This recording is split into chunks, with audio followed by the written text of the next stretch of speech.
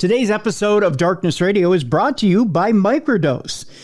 Get out of pain, get out of anxiety, and start treating yourself a little bit better. Try Microdose. Microdose is a CBD THC gummy that will get you out of pain, get you out of anxiety, and get you into feeling good again. To learn more about microdosing THC, go to microdose.com and use the code DARKNESS to get free shipping and 30% off your first order.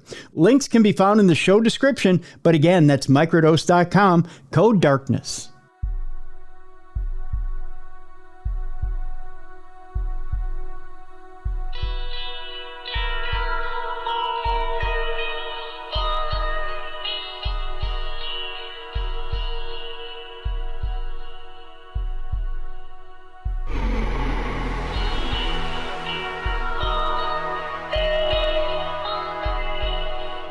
Welcome in, everybody, to the best in paranormal podcasting. This is Darkness Radio. I'm Tim Dennis. Got a good show for you this day, and I'll tell you, I'll start it here in a moment. We have a fascinating topic and a fascinating person to talk to today.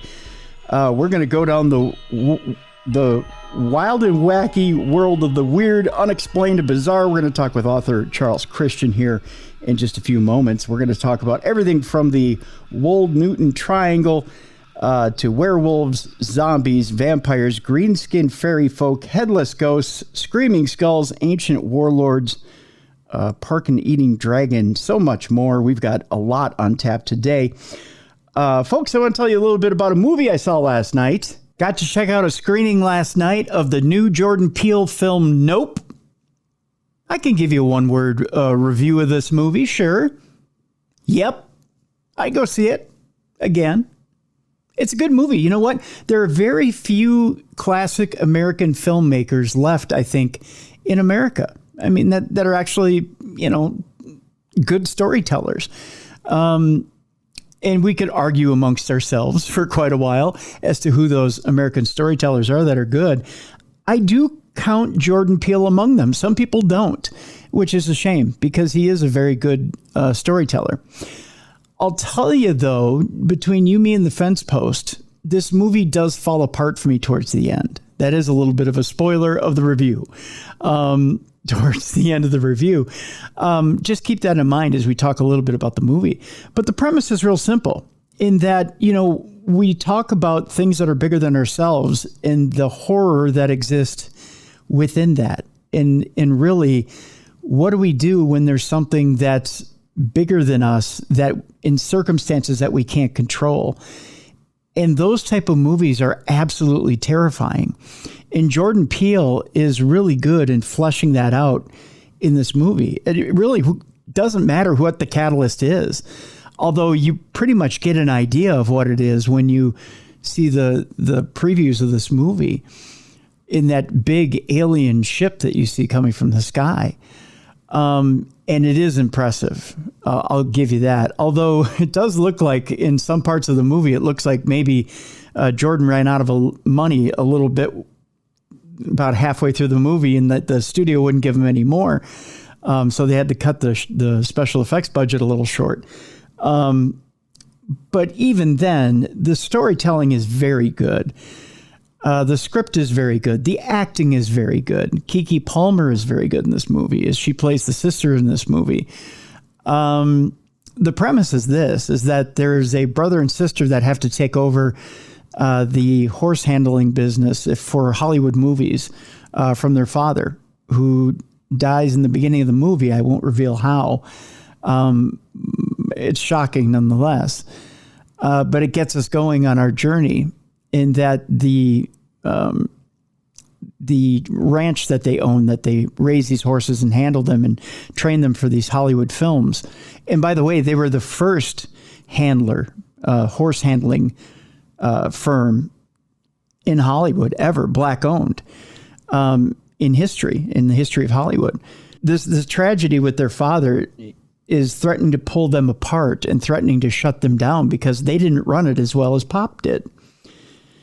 So in that process, they also have a man who runs like like the old carnival sideshow Wild West sideshows like you would see in Virginia City, in Nevada.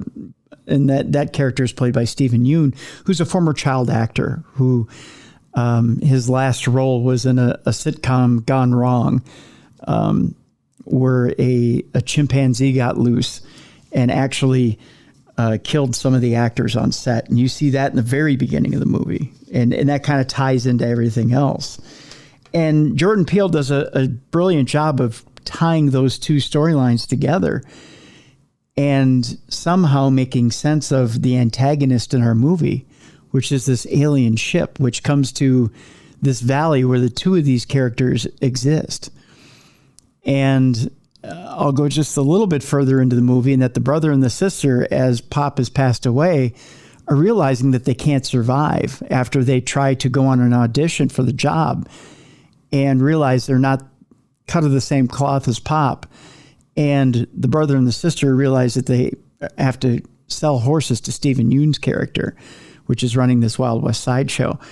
I'll leave it at that, and I'll leave you in that care and not go any further with the rest of the movie. Meanwhile, this alien is flying over the entire valley and wreaking havoc with both areas, and I'll leave it there. Like I said, I'm impressed with the storytelling because the characters are rich. The story is rich. And you really do have to kind of key in, and it's not hard to key into the story at all. It's easy to follow. For me, at least it was. And it's intriguing. It's intriguing, the lessons that are there too, about not just about us, but it's a lesson in what we would do, or what we do when we're confronted with panic, and what we're confronted with when we're dealing with an animal that's bigger than us. And there's a lot of animal references in this movie. I mean, there's animals all over the place. There's horses, there's chimps, there's all kinds of animals, and it has to deal with the animal within ourselves as well, which is quite interesting. It's a study in animals and humans and nature in general. A brilliant movie up until the end. And there's, to me, and again, no spoilers, but there's a huge logic flaw for me in the end, which to me kind of threw me sideways. So it affected how I rate the movie. But otherwise, I thought it was a brilliant movie. With that, it affects my rating. My rating of the movie, I give it a 3.5 out of 5. But I still thought it was a brilliant movie. And that about wraps up a little bit about Nope and what I saw last night there at the theater. Let's turn our attention now to our guest for today. Our guest for today is Charles Christian, who's an English barrister and Reuters correspondent turned writer, podcaster, award-winning tech journalist, and sometimes werewolf hunter. Yes, you heard me right. Werewolf hunter. He now writes, talks, and makes videos mainly about folklore, urban myths, history, and the weird. And yes, an English Fleet Street newspaper once did commission on him to go on a werewolf hunt. We'll talk about that on the night of a full moon. I'm not going to give you the spoiler alert on it, however. I want to go through the story, and we'll find out with him. He was born a chime child with a caul, so according to legend, he cannot drown at sea, but can see and talk to ghosts and fairy folk without fear of coming to harm. This is allegedly. This is another topic I want to talk to him about. Whether you're a skeptic or a believer, does Charles Christian personally believe in ghosts? We'll find out about that. The weird and paranormal. His answer is the same as the celebrated ghost and supernatural horror writer M.R. James gave in the preface to a collection of his short stories about 100 years ago. He says, "I am prepared to consider the evidence and accept it if it satisfies me." This is going to be an interesting conversation. He's the author of A Travel Guide to Yorkshire's Weird Worlds, The Mysterious Wold Newton Triangle, and Saints and Sinners in Dark Age England. His latest book is Shuckland, Weird Tales, Ghosts, Folklore, and Legends from East Anglia's, I believe is it Waveney Valley? It is Waveney, yes. Okay. Volume 1 of a new haunted landscape series, and he's currently writing an almanac of real witches and sorcerers, along with other practitioners of magic, black and white, from earlier times through until the modern era. I'll get that out, Charles. Let's welcome to Darkness Radio, Charles Christian. Hello, Charles. Welcome into the program. We appreciate you being with us today. Well, thank you for inviting me on, Tim. I don't quite know where to start with it. You know what? Let's start with the werewolf story, shall we? Let's hit them with a bang right away. Yesterday, as Bruiser and I were getting off the air doing Supernatural News, he couldn't help it because he's so into cryptids, and he said to me, "Werewolf Hunter, you're having on a real werewolf hunter," and I almost wanted to bring him on today. He had stuff he had to get done today, and he said, he was just chomping at the bit to want to be on today with you. Because he said, well, ask him how many cases he's been on. I said, I think it's only been one, Bruiser. Tell us, Charles, a little bit about this werewolf hunter or hunting fascination. Was it only one case? Has it been many cases? Straighten us out a little bit about this and what happened. Right. Well, a long time ago, I wrote a book about the folklore of part of Yorkshire, the Wold Newton Triangle, which you referred to recently, just a few moments ago. And one of the tales in there from a village close to where I grew up is about a werewolf called Old Stinker. And called Old Stinker because it has a putrid breath, because werewolves are supposed to eat carrion, among other things, dig up bodies from graves and so on.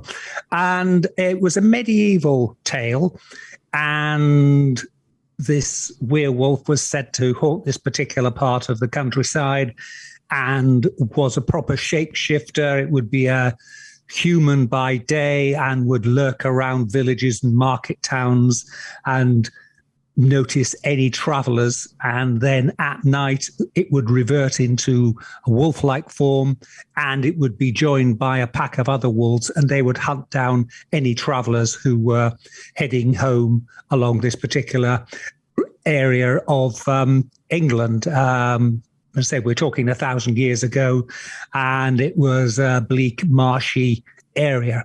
And in fact, in history, the area was plagued with wolves, real wolves, to the extent that a hostel was built precisely to give people somewhere to stay overnight.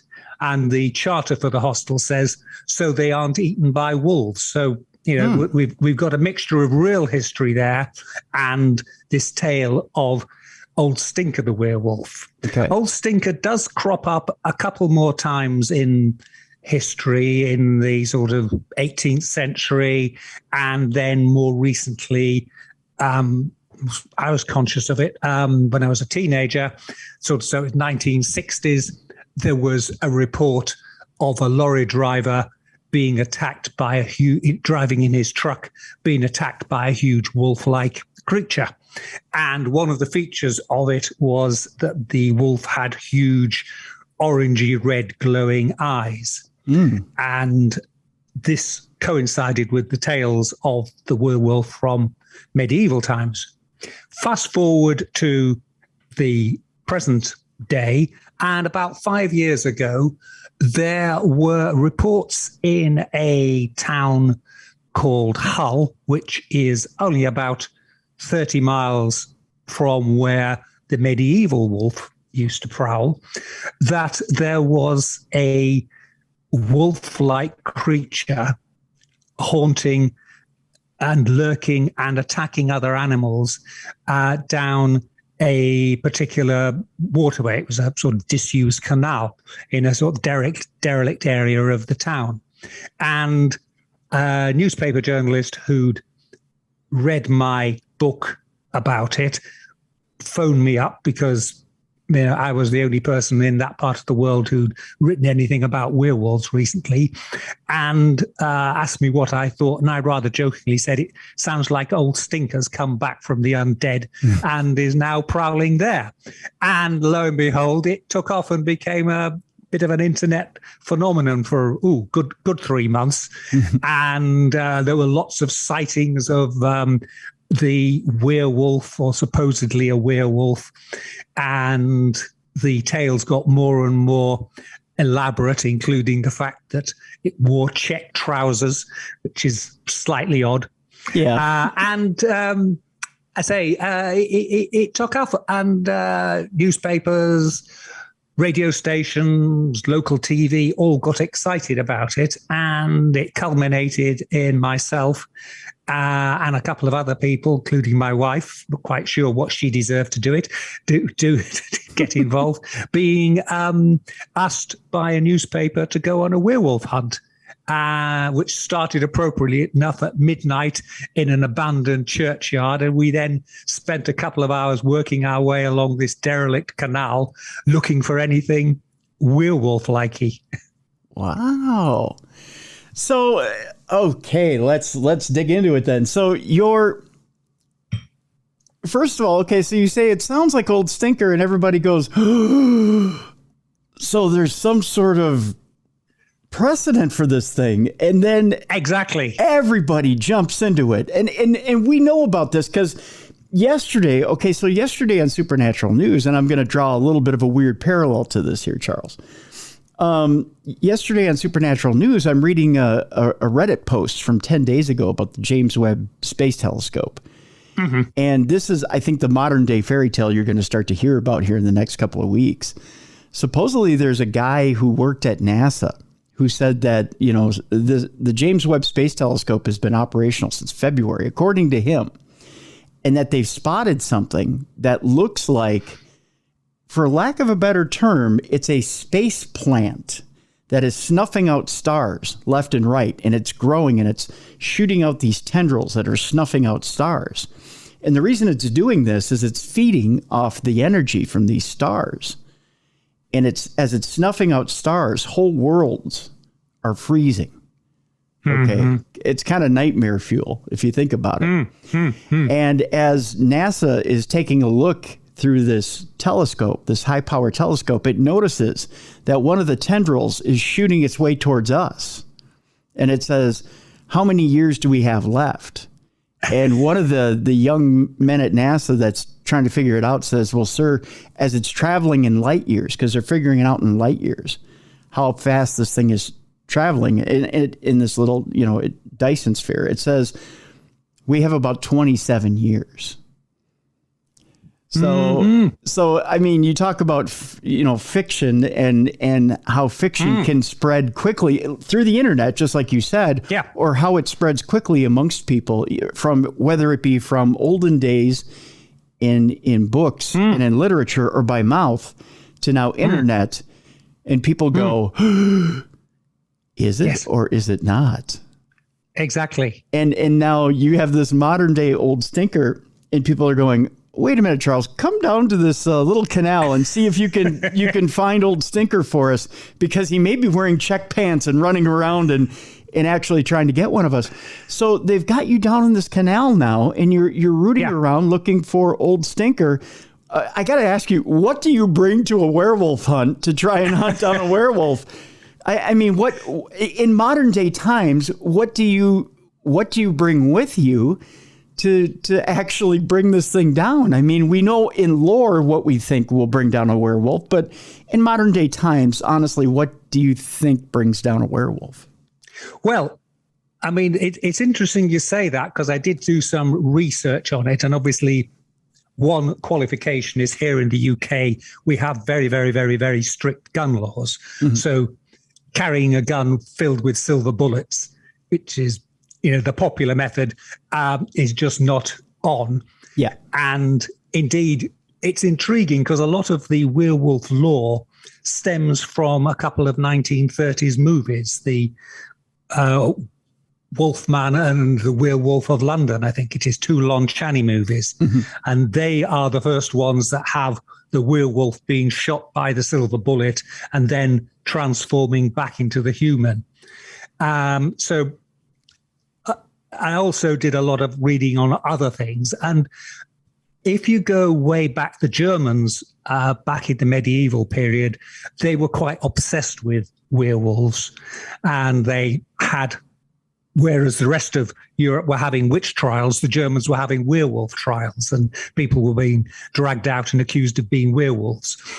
And their view was that it's basically a very big, powerful, scary wolf, and that you would deal with it the same way you would deal with a flesh and bones wolf. Mm-hmm. And so, there's woodcuts of them chasing him down with spears and shooting arrows at them and everything else. So my view was, I really didn't think we were going to encounter a werewolf. I like the tale about it, and it's a fascinating story, but I really thought a werewolf was not going to be a viable creature we were going to meet. However, it did occur to me it might be a roaming loose, very large dog. So I had a very large stick with a point on one end and a sort of club-like handle on the other end, to fight me off should it do. But I say, when you read about a lot of the things in folklore about dealing with werewolves, they aren't actually that practical. Some of them are, you plant houses around, you plant certain herbs around your home, mm-hmm. so the werewolf won't come into your garden. Well, obviously that's not really much use if you're on the move somewhere. Right. And, there's certain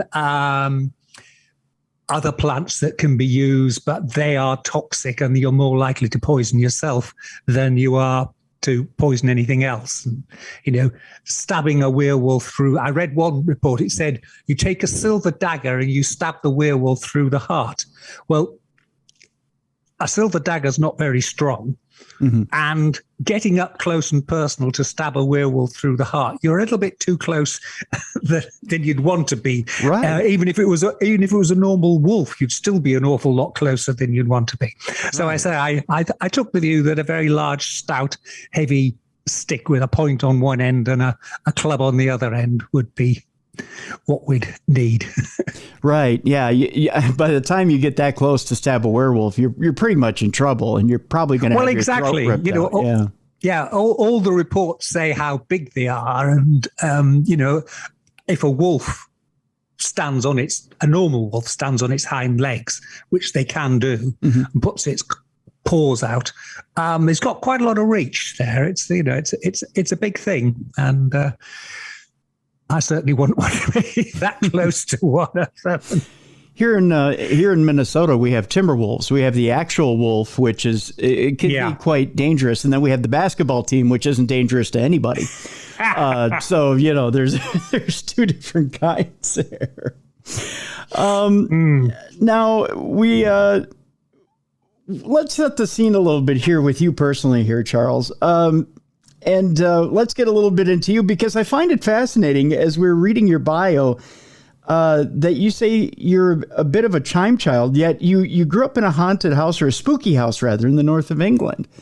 Yeah. So let's get a little bit into that and figure out how things shake out with you. And let's start first with growing up in that spooky house in the north of England. Start with the beginning of your beginning. Yeah. Well, I say my parents had a shop on the harbour side in a north of England coastal town, mainly a holiday resort now, called Scarborough. Mm-hmm. And our house was so close to the harbour that there was a road between us and the harbour. But when we had very large high tides, our cellars used to flood. Mm-hmm. And it was one of those houses that had, as the foreshore had been developed and built up, they'd stuck more and more bits on the house. But if you went way back, you found the medieval part, and there was sections we found, with the timbers, with the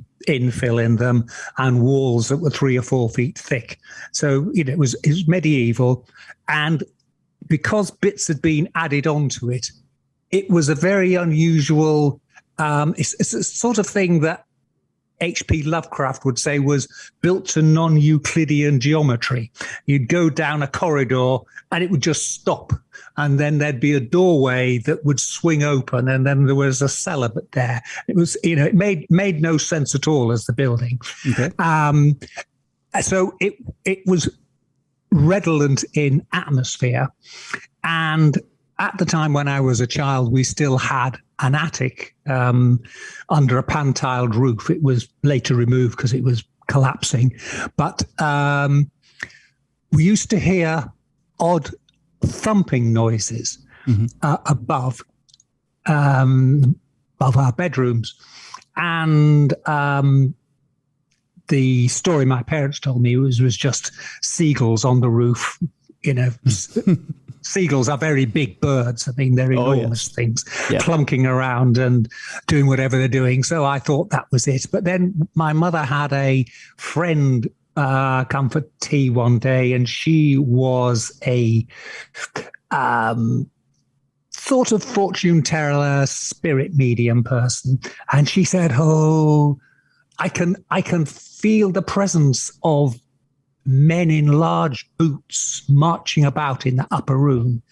And I say my father confirmed that his grandmother, so we're going back to now the end of the 19th century, she used to let fishermen who were caught in the harbour by a storm and it wasn't their home port, she'd let them bunk down in the loft, the attic space, which was immediately above my bedroom. And of course, fishermen in that era wore great big thigh-length waders on them. And so we thought, well, maybe that was it. Maybe that was the clunking sound.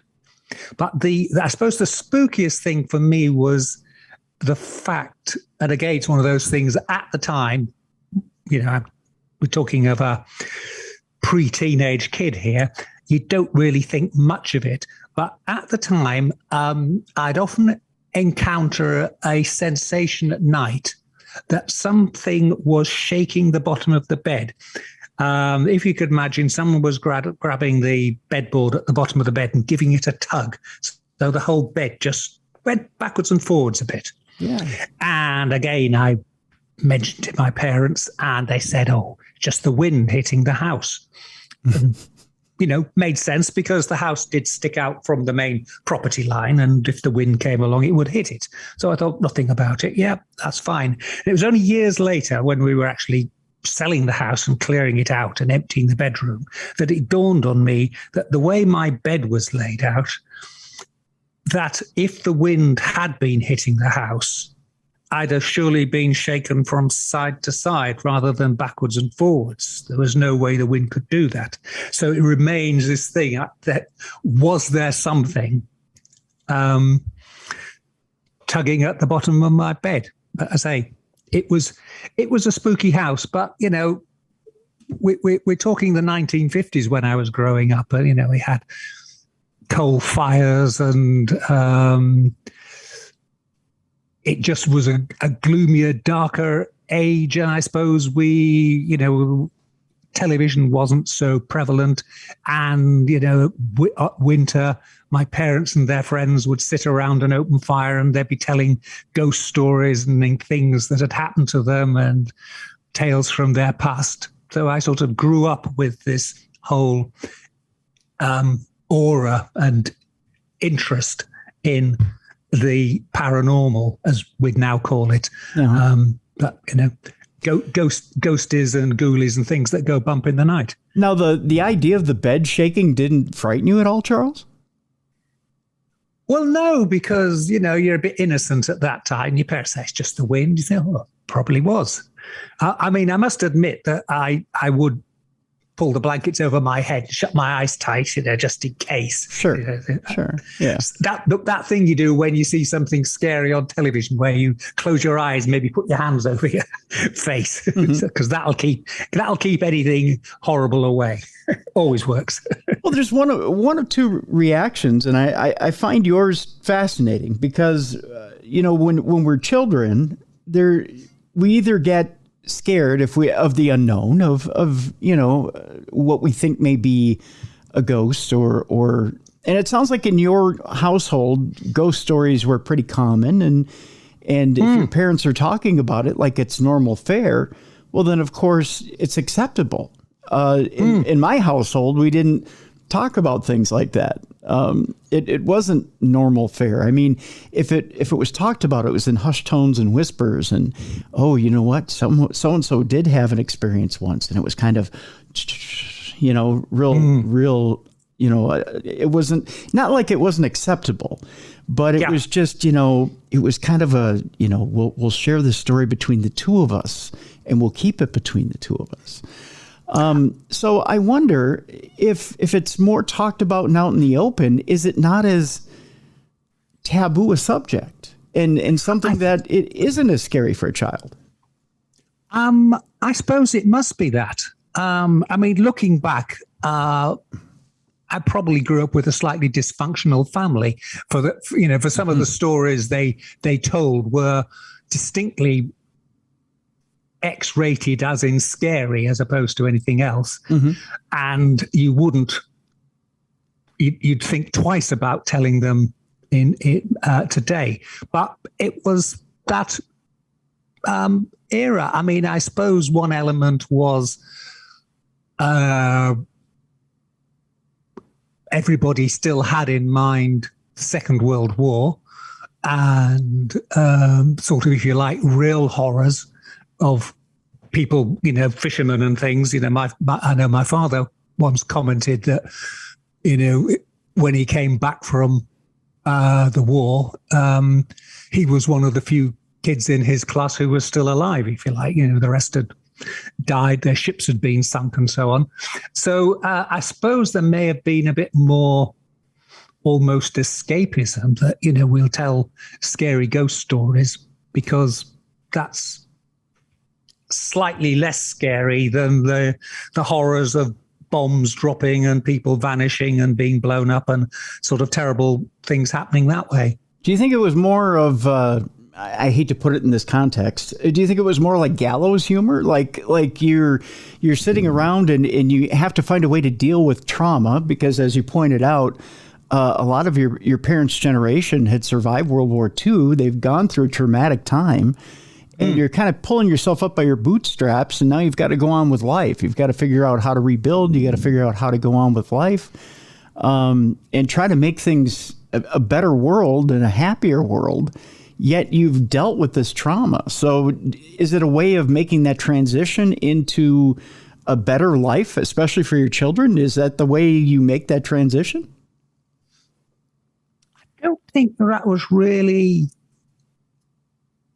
a conscious decision or thought by my parents. I think that may be a good modern interpretation of it, but 1950s people really didn't get into psychology or anything like that. It really was certainly not in the UK, and I don't think it was a conscious decision. I think it was just one of those strange things, the nature of the family. And, they'd sit around in the twilight round a fire, telling tales of, experiences and encounters various people had over the years. And my grandmother would tell tales of her mother and her great-grandmother, her grandmother, and so on, which is then taking us back into the middle of the 19th century. And I think there was just a bit more of an awareness of it. I think it's something they grew up and accepted, that there were ghosts and things in the world, rather than it being a gallows humor approach. Okay. So obviously that talk that is in the family is that you're surrounded by obviously rubs off on you, and you decide that you want to kind of go off on your own and kind of explore some of this. And before ghost hunting was cool, I guess, in the 2000s and hit the televisions and podcasts and radio and all that other stuff, you set off to do some, I guess, for lack of a better term, ghost hunting of your own. I did. When I was a teenager, we'd, go out and go around graveyards late at night to see if there was anything to see. It was very much amateur ghost hunting by modern standards. There was no technology involved at all. But later, when I went to university, I did go on a few semi-organized ghost hunts where we would target a particular place and we would go there and spend some of the night there, waiting to see what might happen. I had a friend with me who was a medical student who had a decent camera, as in could take pictures in the dark. And I was already writing stuff for university magazines and things. So I was taking my notepad with me and we'd sit there and with a flask of coffee and wait to see what happened. Sadly, nothing happened. No? No, we sat in many cold churchyards for a long time, but saw nothing of interest.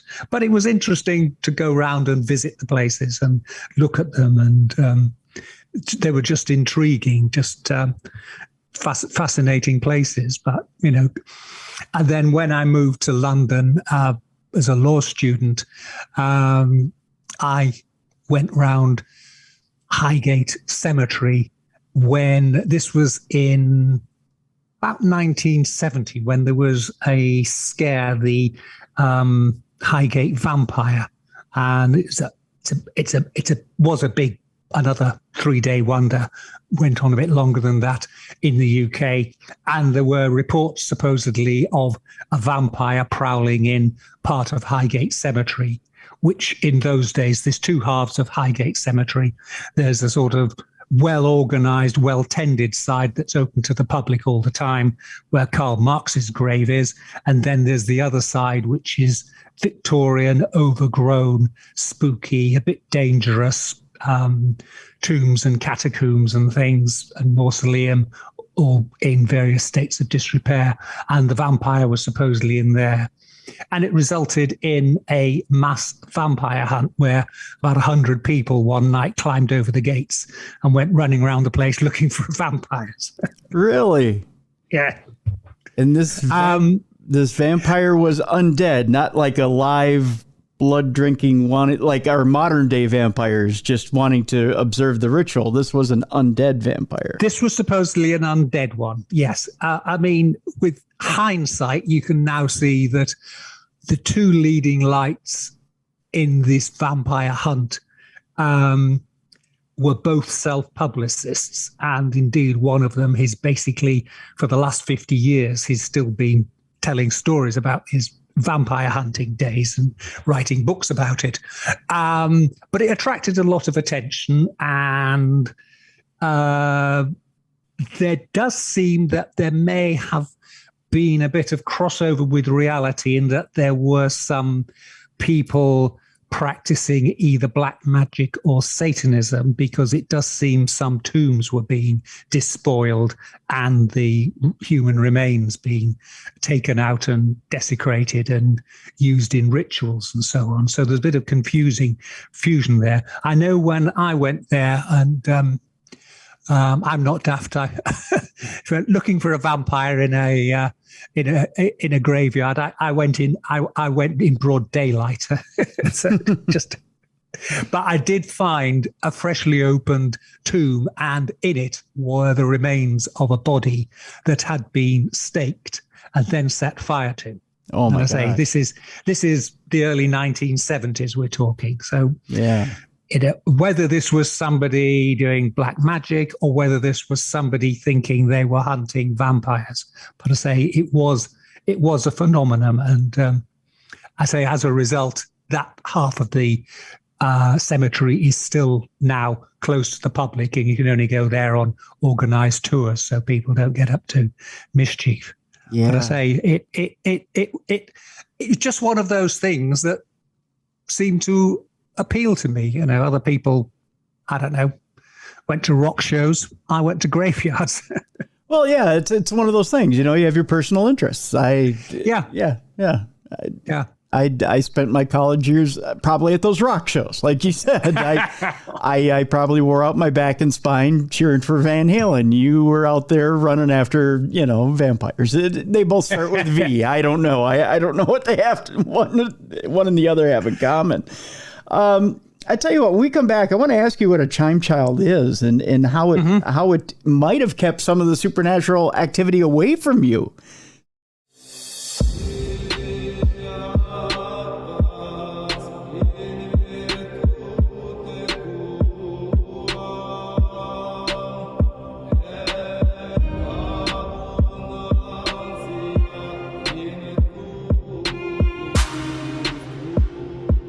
Welcome back to the best in paranormal talk radio. This is Darkness Radio. I'm Tim Dennis. Our guest this evening is author Charles Christian. We are talking about, all kinds of things, really. We're talking about werewolf hunting. We're talking about ghosts. We're talking about the weird and the paranormal. We're also going to talk about the mysterious Wold Newton Triangle. The book out there is The Mysterious Wold Newton Triangle. That's the newest book out there by author Charles Christian. We'll talk a little bit about that a bit later. First, before the break, Charles, I teased a little bit about what a chime child is. Evidently, you are one of them. I think it's interesting that a chime child, if I understand it right, doesn't that have something to do with keeping the paranormal away from you? I think it does. It supposedly gives you a form of protection. Some people say you can see the other world. But others say actually it's more of a form of protection, and you can see and speak to ghosts and fairy folk and not risk anything happening to you.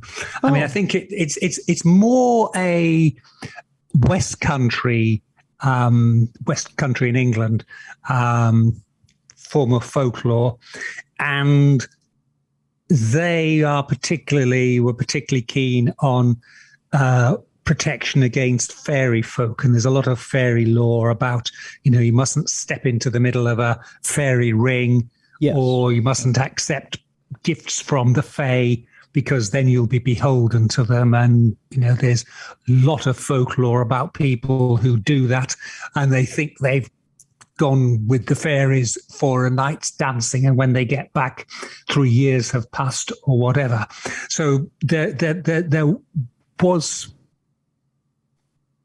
well, still is in some parts, this concern that the fae were potentially dangerous, and that if you were a chime child, you had this protection against them, and that you could deal with them and they couldn't attack you. As an actual chime child, it goes back to medieval times when we didn't have clocks as such, but the local church would ring a bell at certain times, at sunrise, mid-morning, midday, mid-afternoon, early evening, and so on. And a chime child was generally a child that was born between midnight and about 3 a.m, which was one of the key chime hours in medieval timekeeping. And it was thought to be there was something special about people who were born during that period. Interesting. So how, other than that prerequisite of being born at that time, how does one find out if they're a chime child? I mean, how does one find out if they have that special protection? I don't know, actually. I mean, the assumption is that if you are born during that time, then you have the protection. And I suppose the only way you could ever find out is if you encountered a malevolent spirit or something. Jump into it, huh? And see what happens, yes. As I say, it's another of those, it's a superpower I haven't had to use. And we have to see on that one. Well, it's intriguing. I think possibly one reason, obviously, is that the middle of the night, sort of 3-ish, is actually also a time when probably more people die in their sleep for natural causes or ill health. Seems to be the body's at a low ebb. So I think there must be some sort of connection between people coming into the world at that time and the fact that's when people go out of the world, and that perhaps you are some kind of liminal being. And obviously a lot of the folklore about the Fae and the like is that they are liminal beings, and that their world, the other world, the fairy world, is somehow parallel to ours. I think it's probably down to that. But to say, yeah, it does kind of feel like the veil is the thinnest at that low hour. Yeah, right. Yeah, and I think that must be it. I mean, it's one of those things. I didn't invent that bit of folklore. I'm merely taking advantage of the fact I appear to be benefiting from it. Right. You brought something up there in that you said you haven't had that encounter to find out. Have you had very many encounters with the paranormal? Well, I've obviously. I mean, other than the childhood, it's a strange thing with the spooky bed. Yeah. But I didn't really recognize it as such. Mm-hmm. And I think I'm one of those people who's possibly blundering along looking for encounters with the paranormal, and all behind me, there's all manner of spooky beings, and I'm looking in the opposite direction and missing them or something. That's why I give the M.R. James quote. I've never encountered anything that would say that was a paranormal encounter. Mm-hmm. But I'm open-minded enough to accept that there probably is a paranormal world out there. It's just that I haven't encountered it in a way that I could put my hand on my heart and say that was a true paranormal experience. Well, and the reason I ask some of these questions, and I've brought this up on the show before, so it's nothing that my audience doesn't know about, but I've had encounters with shadow people on investigations, but they run from me. So, which is odd. Ah, right. I've had investigators and seasoned investigators and seasoned haunted location owners tell me they've never seen a shadow people run from them, or any shadow people run from them. It's not something they do. They don't take off in the other direction and just disappear. Well, perhaps you're a chime child as well. See, that's when I saw that on the bio, chime child, I went, what exactly is a chime child? But I was born at 8:26 in the morning on my side of the world. Right. But on your side of the world, that's the middle of the afternoon. Or actually, that's evening. That's evening. Let me think here. Where we are, it's 6 hours difference. So. Right. That's evening. Mid-afternoon, yeah. Mm-hmm. Yeah. So I mean, time-wise, it doesn't fit, but but still, there's that extra protection there for me. Yes. When I walk into haunted locations, which can be frustrating, because I do walk in wanting to see that activity, but I'll get EVPs where I'll walk in with a recorder, and I'll want to catch something, and I'll stand there and I'll get nothing on a recorder, and then I'll have a team with me or a team of friends with me, and I'll say, you know what, I'm going to go walk in the other room.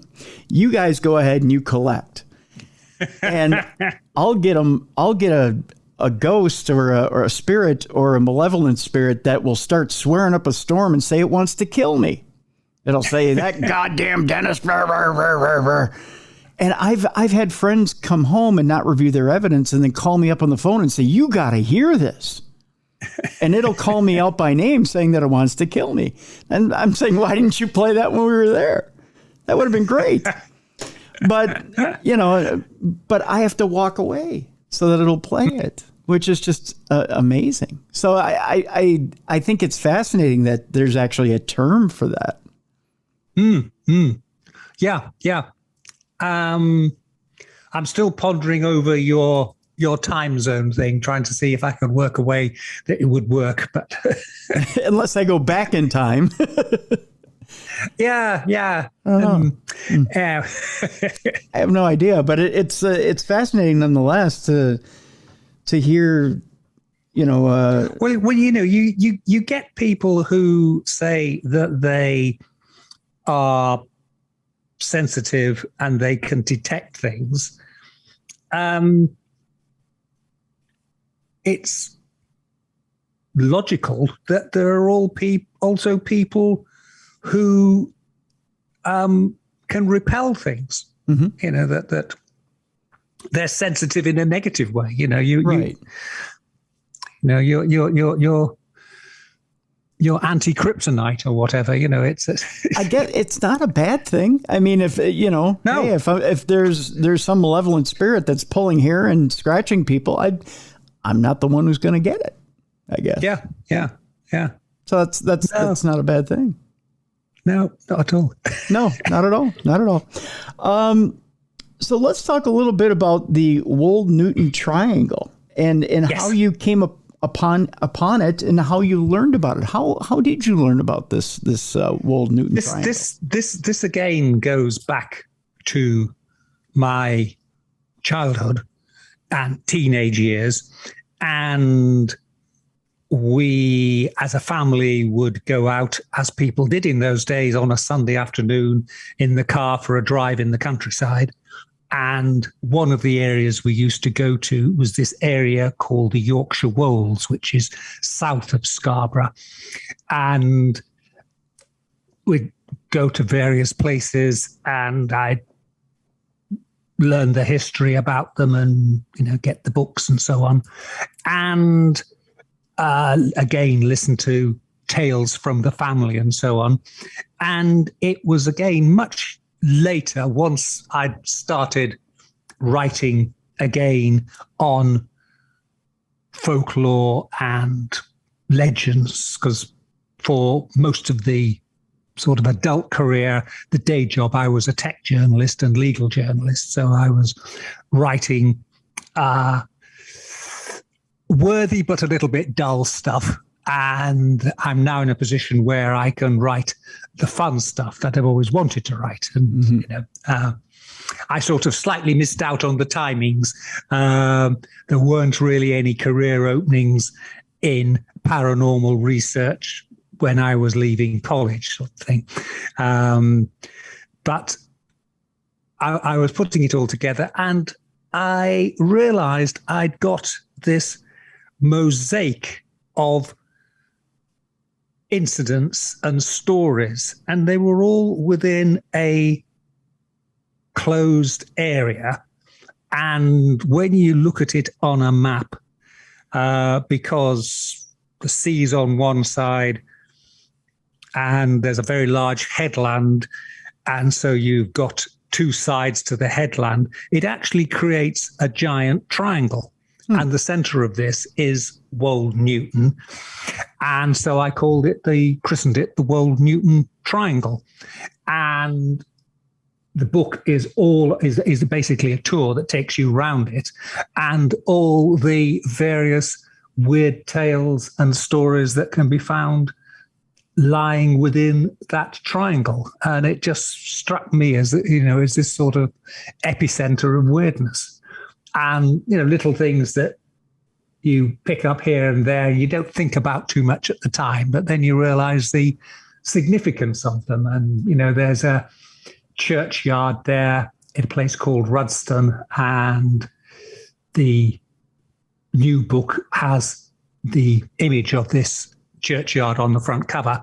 And there is an enormous monolith there, been there for 4,000 plus years. And although a lot of it is now beneath the ground, it is far taller than any of the stones at Stonehenge. It's the largest, tallest single standing stone in the entire UK. And it's just there. And it's, interesting insight onto the early Christians there, that this was clearly a ritual site. So they built their church right next to it to say, you've always come to this ritual site to pray. We're no longer praying to Odin. We're praying to Jesus now. And indeed, at one point, they stuck a cross on the top of this monolith. Really? And I say, when you see it on it's just slap next to the church. It's the most incongruous looking thing, cute little medieval church, primitive Stone Age monolith, all together in the same theme park. So it's intriguing, but that's there. And then raking through the folklore, there's a lot of huge amount of burial mounds, tumuli or barrows and things. Hundreds of them there.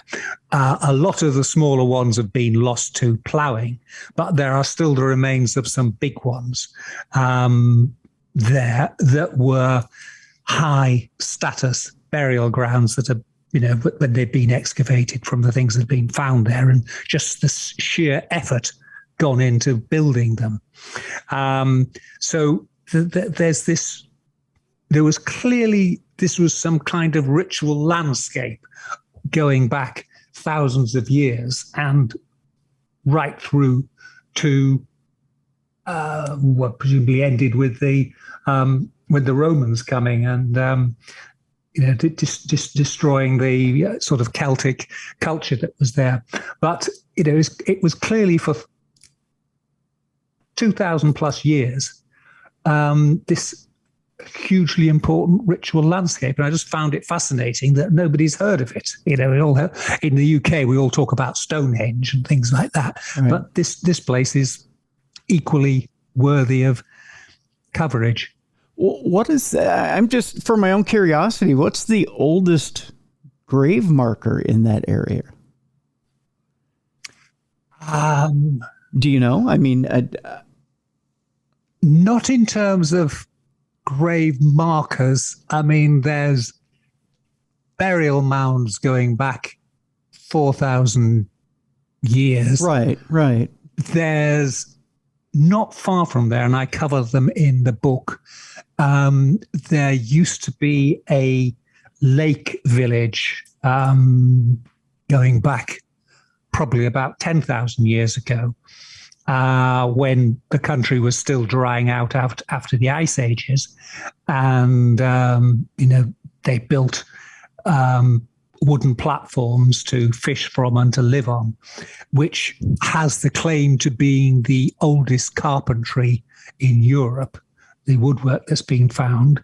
And they also found a whole group of musks. They're made out of red deer. They call them frontlets. It's the front of the skull of a red deer. And they hack off the horns a bit to make it a bit more manageable, bore a couple of holes in the front for eye holes. And quite clearly, they then wore these skulls over the front of their faces in presumably some kind of shamanistic ritual before they went hunting red deer, which, for the people in what's now England of that time, the red deer was a source of meat, of skin for hide for clothing, sinew, bones for working into fishing spears, and so on and so forth. So, and again, those go back 8,000 years. So, we're dealing with some really ancient culture in this area. The reason I guess I asked that question is it fascinates me to wonder who was the first in that area, not necessarily in the world, but in that area, to want to remember somebody by etching in, whether it be by wood, by stone, by whatever, and to put that in the ground, not just a marker to remember or to plant wood into ground or stone into ground, or any material into ground to remember that somebody was placed there, that they had put somebody in the ground there, but to actually etch a name into that marker so that they be remembered. There's nothing but the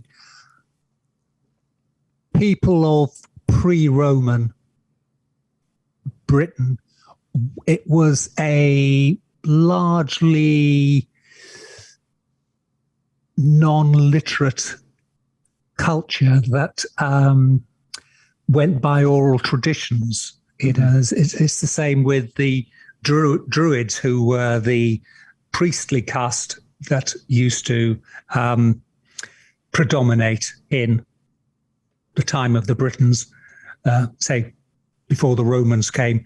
And they also had a oral culture, and they would learn the poetry, they would learn the tales, but they were never written down. So there's this huge gap in the culture. And they had gold coins as their currency, but they were really copies of European coins, and the writing didn't necessarily make sense. It was only, when the Romans came and Latin started to be used. So it was a pre-literate culture. So we're left with all these clues, but with no names, no identifying tags, no documents, or anything of that nature. The best you can do is archaeological evidence of burial mounds and charcoal testing and dating evidence to look back. But I say it's a fascinating thing. I mean, one of the things that's been discovered in the last couple of years, although there were a few more some years previous to that, is finding these quite substantial stone drums is the only word for it. They were round discs that would look like a child's drum set, except they're made of stone. And there's been a number of burials found with these items with them. And one theory is that if you put a piece of cord around one of these drums, it gives a measurement that was a measurement that was used by the people of that time for building purposes. And they look at some of the proportions on Stonehenge and things, and they've discovered that there are certain measurements used, the long foot and certain distances. And it's thought that perhaps these drum-like things, there was some kind of mathematical involvement. But again, you put the rope round twice, you'd got two measurements, so 2 units of measurement. Mm-hmm. If it was 3 times round, it was 3 measures, and so on. Right. But again, we're all on speculation, because there's no written evidence and nothing left to fill in the details. But I say that in terms of tombs with names on them, nothing in that area from the way back has survived. Sure. What do you suppose the earliest would be? Would it be a couple thousand years ago? It would be a couple of thousand years ago once the Romans came, because they were great ones because obviously they had Latin and they had a literature and carvings. And so, for example, there's gravestones that have been found within Hadrian's Wall up in the north of England, and in carvings on Roman ruins and things. So you start getting that, and then it starts spreading across into the local population, as well as the Romano-British population, and literacy starts spreading. I mean, where I am now in East Anglia, not far from here, there is a Roman town called Venta Icanorum, which was a town the Romans set up after they defeated Queen Boudica and her tribe, who were the Iceni. And they found there, in the nearby river, lots of curse tablets, and they're written on lead, and you scratch them on, and people would use them to place curses on people. And then you'd fold over the lead so it was like an envelope, and you'd throw it into the water for a water god to recover and to bring the curse about. And it was such a big business that archaeologists have found blanks that have been prepared by local craftsmen with the engraving on, and basically the scribe inserts your name and who you want to curse and what remedy you want and what you want back from them and what you're going to give the god in return. And it's things like, if you curse the person who stole my clothing and it's returned to me, I will give the god a pair of my trousers. I can't think it's too healthy either to be throwing lead into the water, especially if your tribe is drinking out of it. I don't know. Well, we used to have lead water pipes until relatively recently. That's true. We all were kind of living free and crazy, weren't we? Yeah. Yes. That's true. There was a lot of lead around. It was the silicon chip of the Roman world. It was. You said you noticed in this Wold Newton Triangle that there was an area of activity within it. What other types of activity were going on? Well, I say there were ghost stories,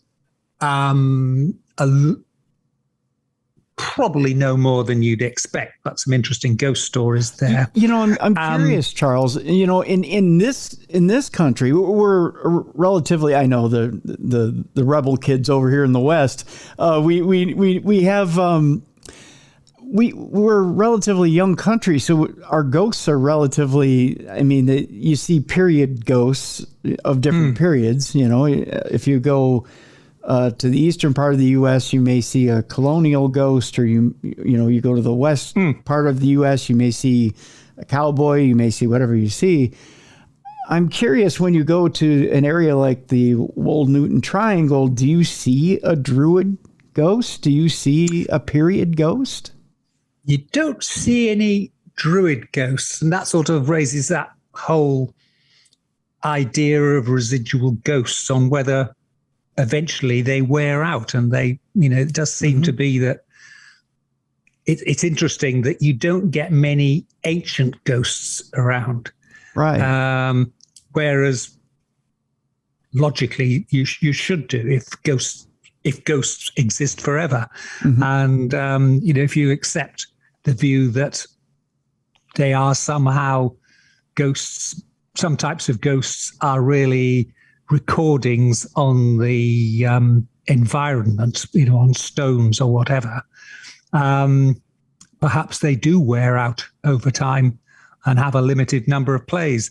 In the Wold Newton Triangle, there's a cavalier ghost from the English Civil War, 17th century, that's seen walking across one of the roads. And there's a village called Flamborough, and that has three ghosts. One's a woman in white who's believed to have been a Saxon maiden who was abandoned by her Viking lover. It's all very dramatic. And then there's two other ones, and the saying is, if I can get the exact words of it. Sure.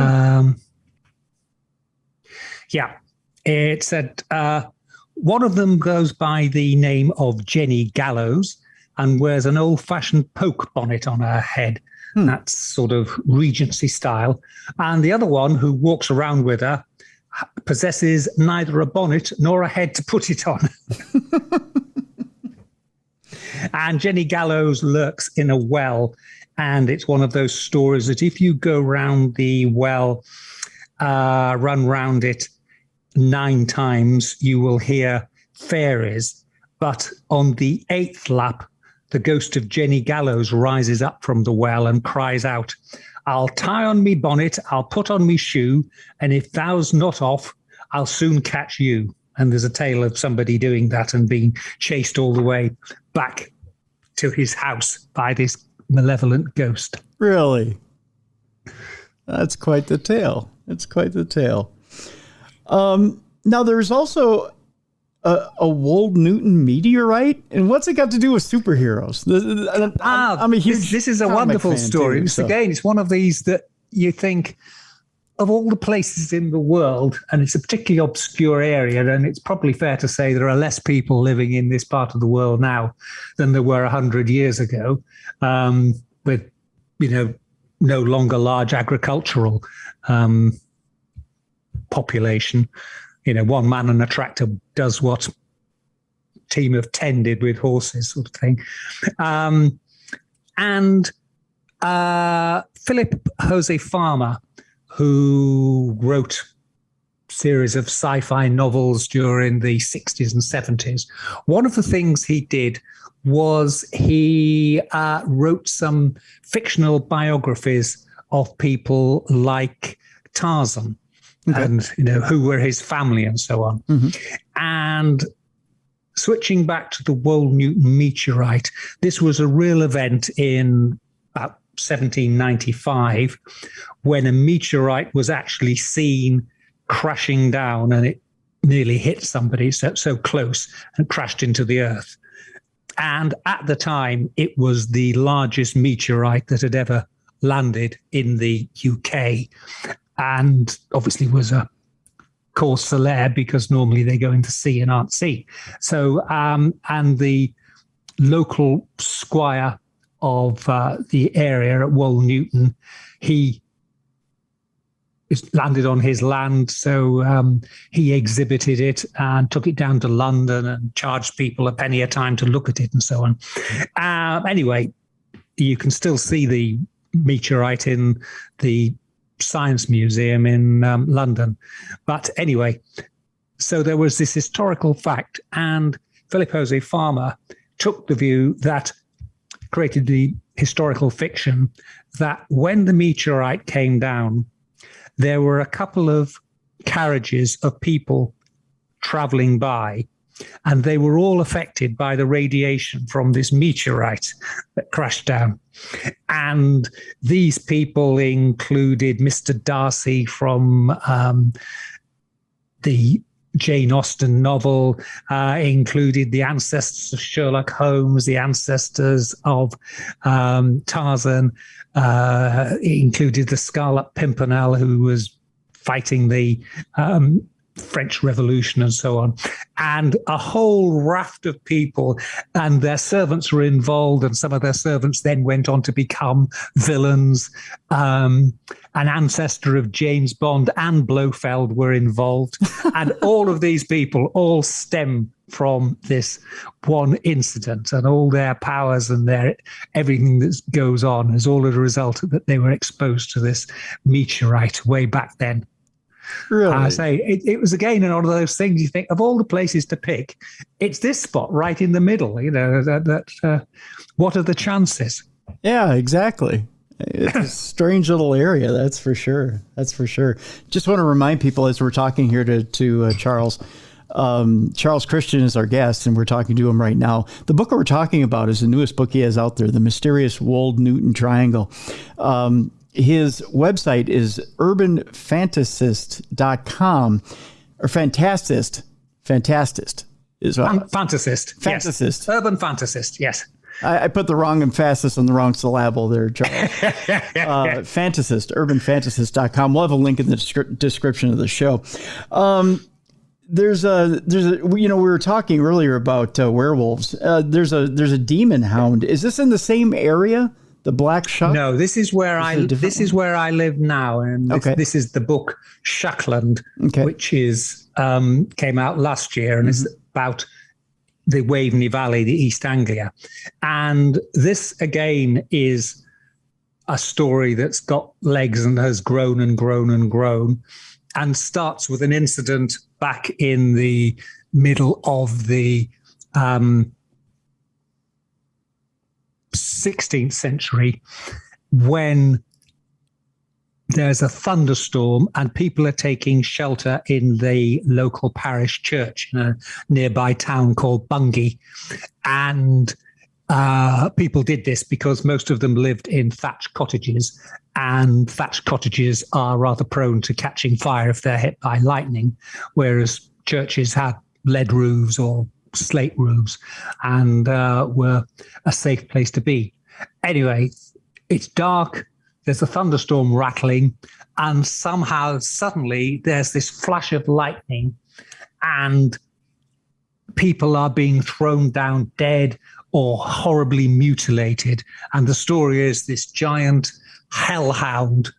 No one's quite sure whether it was a large dog or a demon or what, but it's generally called a hellhound, great black hellhound, bit like a werewolf in description with big red glowing eyes and so on, comes running down the aisle of the church, killing people all over the place, and then disappears, only to reappear few minutes later, about 20 miles away at another church where it does exactly the same thing and also brings down the spire of the church and again kills people. And this second church, they will still point to burn marks on the door of the church and say those were made by its red hot paws as it was the demon hound was leaving.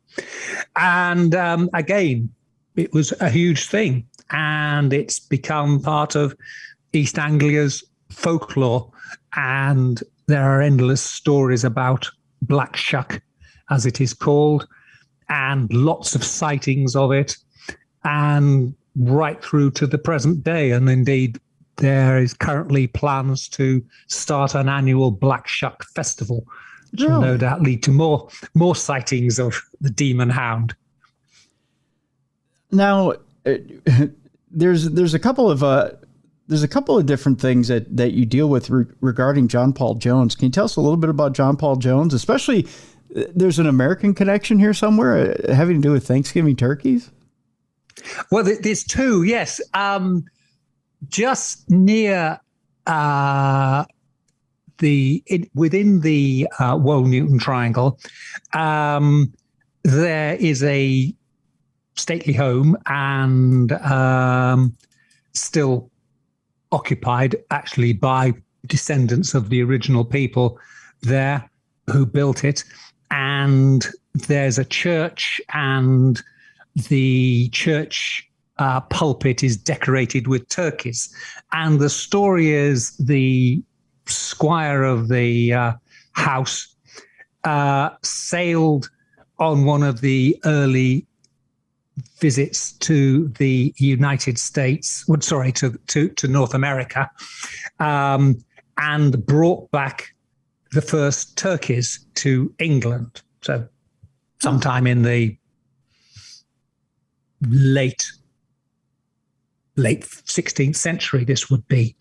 And the character in question claimed, he was the navigator who found the first turkeys and brought them back. And certainly the people there, they built up a huge fortune on the turkey business and helped establish it as a food source.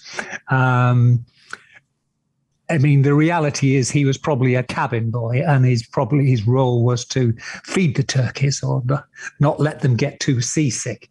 But yes, I say that was an intriguing thing, that Thanksgiving turkeys and the Christmas turkey, which is more how we have them in the UK, again starts here with the first mass farming of turkeys. And the character in question even had a large tower built so he could sit up there and look down and see his turkeys grazing on the land around him, and see the various ships coming into a nearby harbour to collect turkeys or bring in more turkeys.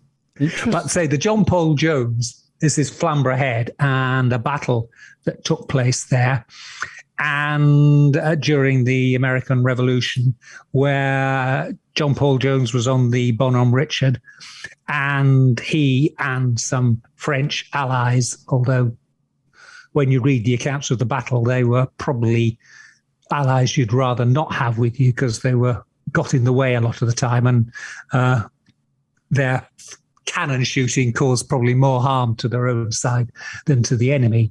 But anyway, he got involved in a big sea battle there, and that is the famous battle where he, says, "Surrender! I have not even begun to start fighting." All the famous quotes from, and he fought this battle there, and it's particularly well known because it was so close to the headland that all the people in the nearby town sort of went up there with their picnics and sat on the top of the headland and watched the battle going on just a few miles out to sea. And as the story goes, he eventually captured the, I think it was the Serapis, the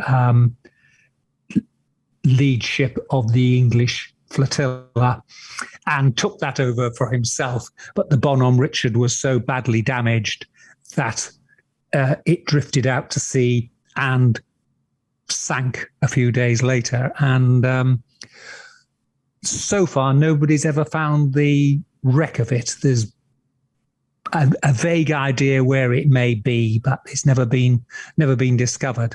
But again, it was just another coincidence. This famous battle took place at the apex of the Wold Newton Triangle, one of the apexes of it. It's crazy. It's crazy that there's that much activity in that small area of the world. Okay, I got to bring it up because it's the elephant in the room when we talk about your area of the world.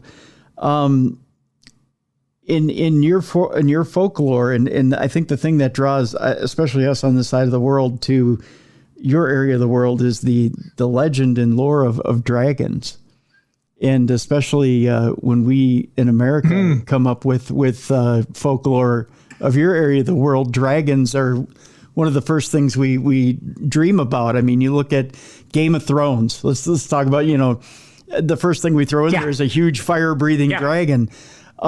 So, Charles, I guess the first question I want to throw out there is, how come we never find dragon bones? And what exactly are dragons? I mean, we talk about dragons all the time, but what exactly are they, and why are they so prominent in folklore?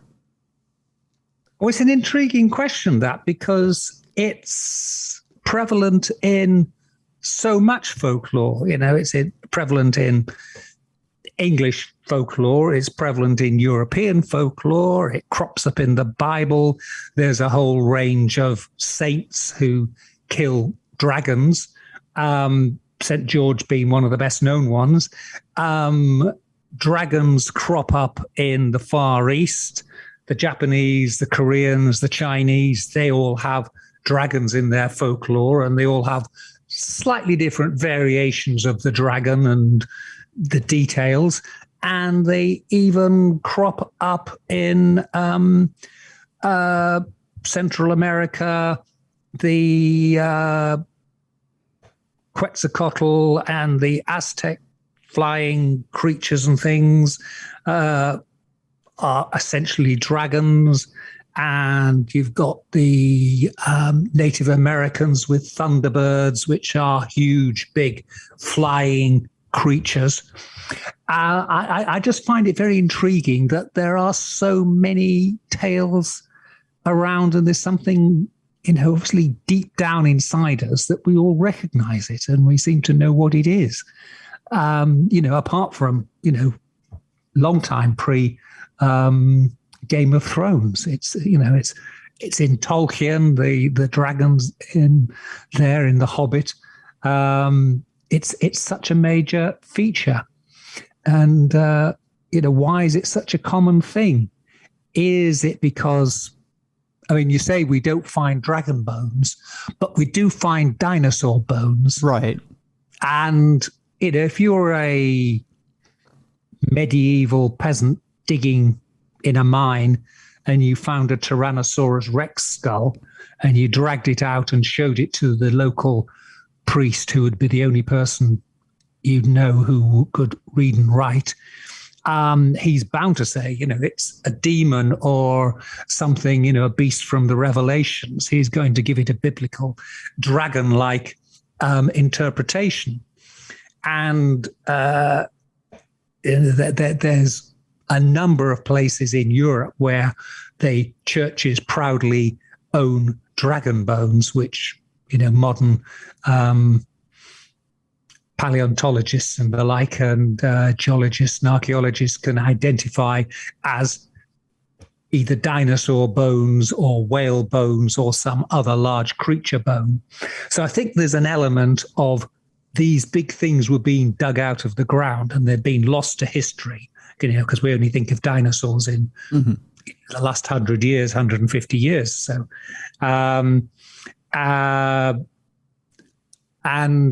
so,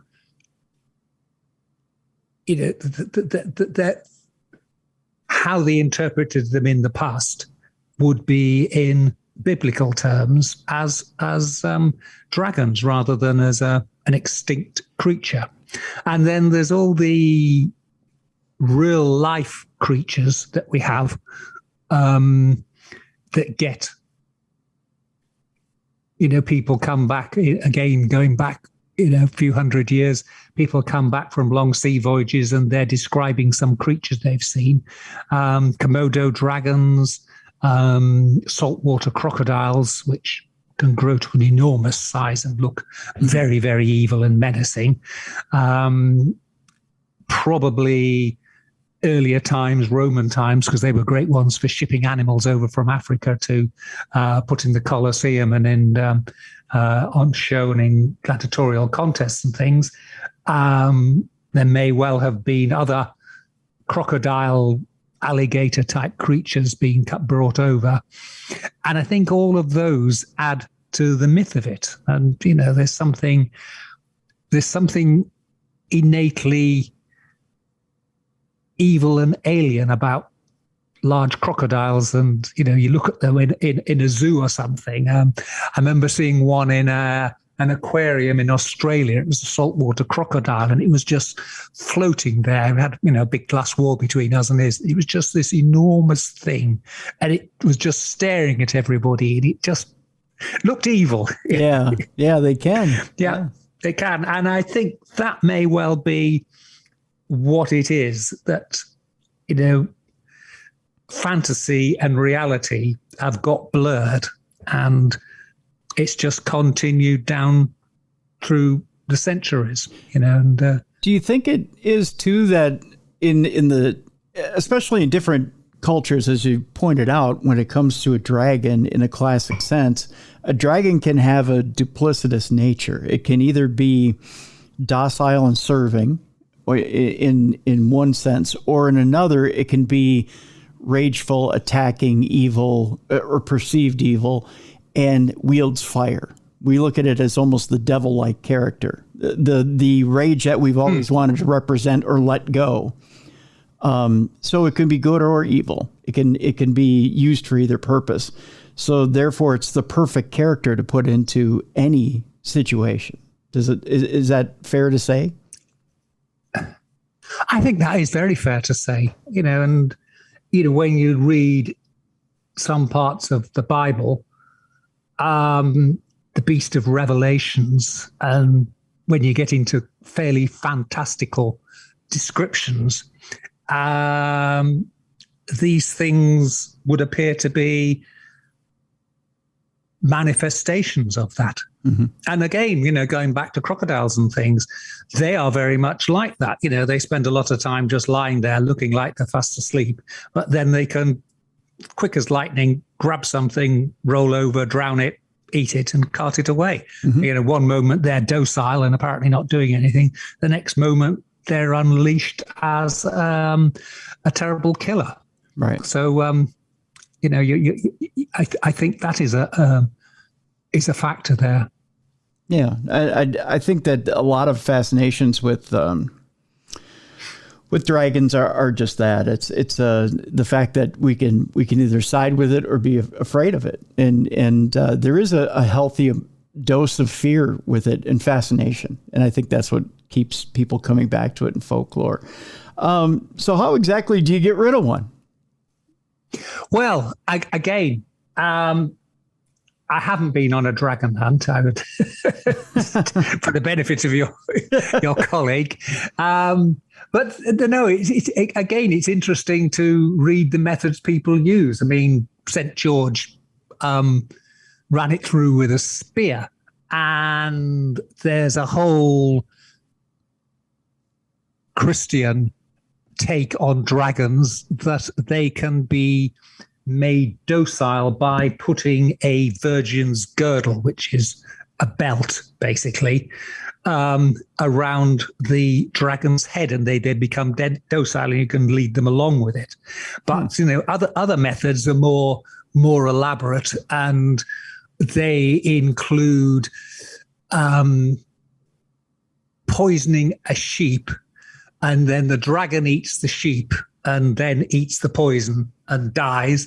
And more elaborate still, that they've got some kind of tar in them that the dragon's flames will set fire to. So when they eat it, the thing explodes.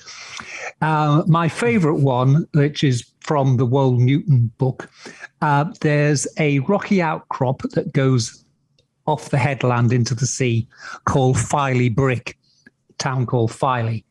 And it's this long rock outflow. And the legend is that those are actually dragon bones, and that the dragon used to plague the town and run around the place, burning things up here, there, and everywhere. And so the locals got a large dish of parkin, which is Parkin, which is a north of England treacly, gingery sponge cake. Okay. It's very tasty, but it's also quite gluey, and it's the sort of thing that if you eat it, you immediately got to go and clean your teeth because it's everywhere. Mm-hmm. And the story is the dragon greedily ate all this stuff and got it all in its teeth and got caught with it, so went down into the water to try and rinse its teeth out. And while it was busy doing that, the locals crept up on it and killed it, and its bones remained there. But I say this is an interesting thing where folklore and real life coincide, because a few miles down the coast, really in the same bay as Filey Brig, but sort of the southern end of it, they have discovered plesiosaur fossil bones in the cliffs there.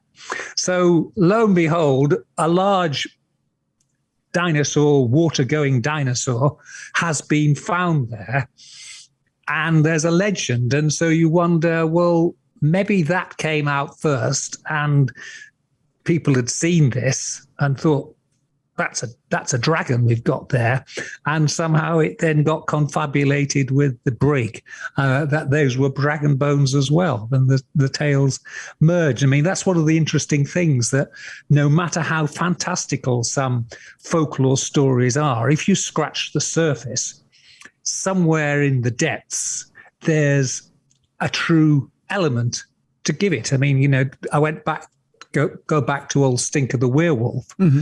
In 1066, which is famous in English history for the Battle of Hastings and the Normans beating the Saxons.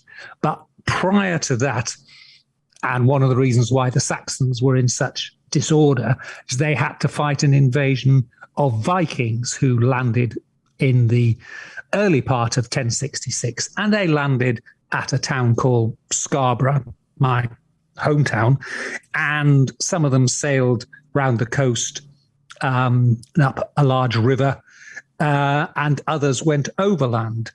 And one of the leaders of the Vikings was a berserker. And berserkers, as anybody who's watched the Viking TV series, are warriors who psych themselves up that they've got the spirit of a wild animal in them. And berserkers are, the wild animal is a bear, and they would often, from accounts, would go into battle wearing just a bear skin, possibly nothing else, and a big sword or axe, and just be unstoppable killing machines. But there were also another type who were, and it's a Scandinavian word with lots of U's and I's and L's and F's, basically euphor, but they were wolf people, and they would go in with a wolf skin. And so we've got this tale of old Stinker, a werewolf that is half man, half wolf, or part wolf, part man. And then we've got this battle at 1066, and this army of men who would have been splattered in blood because they'd already fought when they landed at Scarborough and burned things down, marching along there wearing wolf pelts on them. And I just wonder whether, again, we've got a mixture of fact and reality. And look, Dad, you're a Saxon peasant hiding for your life. And are those men or are those wolves, or are they wolfmen, werewolves, which, is the name of it. So again, there's a historical event which could possibly then, over hundreds of years of folklore and development, give rise to the werewolf.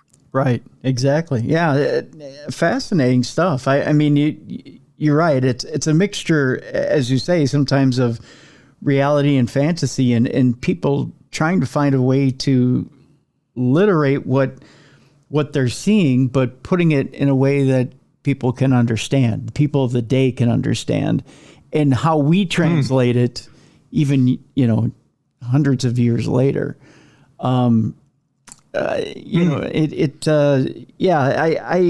find it fascinating how we put together stories and how it's translated many years later. Although it's hard not to translate what a ghost is or what a werewolf is, or how things change under the moonlight. So you wonder whether, sometimes fantasy is fantasy or whether it's reality. Yes. I mean, you mentioned ghosts, and I mean, that is, if you like, the exception, because people since, certainly in the West, ancient Greek times, have had ghosts that pretty much coincide with modern depictions of ghosts and accounts of ghosts. So that there is that element of it, and you makes you think, well, ghosts do exist, right? It just so happens I've never seen one, right? And there's some things but I'm happy to accept that they do exist. And I say the fact so many people have had these experiences, it's not just a handful. It's in so many different cultures, and people who are, if you like, not fanciful at all. You meet some people and the slightest thing, it's, that's a spirit or something, they're a bit over the top. But, down to earth people who wouldn't be prone to flights of fancy, they still have the same sensations and the same experiences. Right. It's funny how, reality and fantasy is just a slight step to the right of reality. Fantasy is based in reality. There has to be some reality to base fantasy on. There has to be some building block to build that off of. I mean, that's what I think it is. It's not that somebody once sat down and said, I'm going to write a story about a big flying lizard that breathes flames. No, there was something else before that. Right. That was the touchstone for it. Yeah, exactly. So it has to come from some inspiration. So I think you're right. There's different origins for where the literature, the folklore comes from, but we don't have to look so far as to see where it came from. And so that a story like what you just told us from 1066 is there's sure to be some roots in reality, that's for sure. So Charles, people can go to your website, which we'll have a link in the description, but it is Urban Fantasist, not Fantasist. That's it. Yes. Urban Fantasist. Urbanfantasist.com. You've got more than just the new book out there, The Mysterious Wold Newton Triangle. You've got Shuckland out there, A Travel Guide to Yorkshire's Weird Worlds, The Mysterious Wold Newton Triangle, Saints and Sinners in Dark Age England, and Creating Imaginary Worlds, The 12 Rules. Did I get them all there? You have indeed, yeah. And I'm currently working on some other books. Okay. One's stuck in development hell, but should be out later this year, which is a sort of A to Z of witches and sorcerers, but taken from history. And brief biographies and setting them into context and so on. And that'll be out with an American publisher, hopefully by Halloween. But sounds good. Can people get autographed copies of your books at your website? They can indeed. The best method is to message me, and I will deal with it, because if it goes through Amazon, then I can't do that, but I can certainly supply them, and I'm quite happy to send them over, send them to the US. Sounds happy good. to do that. Sounds good. And there's ebook versions. If you don't want the paperback, there's ebook versions of them all as well. All right. Sounds wonderful. Charles Christian has been our guest. Again, urbanfantasist.com is the website. We'll have a link to it in the description of our program. Charles, thank you so much for being on the program. Tim, it's been a delight talking to you. Thank you very much indeed. Thank you. Folks, I want to thank you so much for being with us this week. Again, take care of yourself and each other this weekend as you're out and about. If you see somebody in need, maybe somebody is out there looking like they're having a tough time, or maybe they just need an extra hand with something, go ahead and help them out. The world's been a little darker, a little colder, and it seems to be getting that way a little bit each day, each week. Let's do something for one another. Take an extra minute or two to reach out and help somebody, and let's get the world back on track. Let's help each other out a little bit more and be a little bit more friendly towards each other as we go on in life. And let's get back on track, get the world back on track, and let's put a little light into the darkness, shall we? For Beer City Bruiser, for Mally Fox, for Jessica Freeberg, I'm Tim Dennis. Thank you so much for tuning in to the best in paranormal talk radio. This has been Darkness Radio.